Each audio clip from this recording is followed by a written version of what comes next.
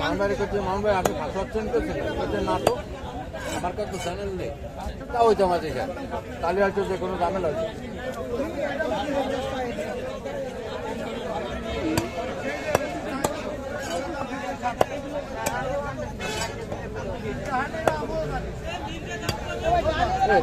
verify যেটা করে ওই যে ব্যথার সময় নাম্বার লাগে তা ওই যে টুয়েস্টে ভেরিফাই না ওই এক নাম্বারকে মেলাগুলো করা যায়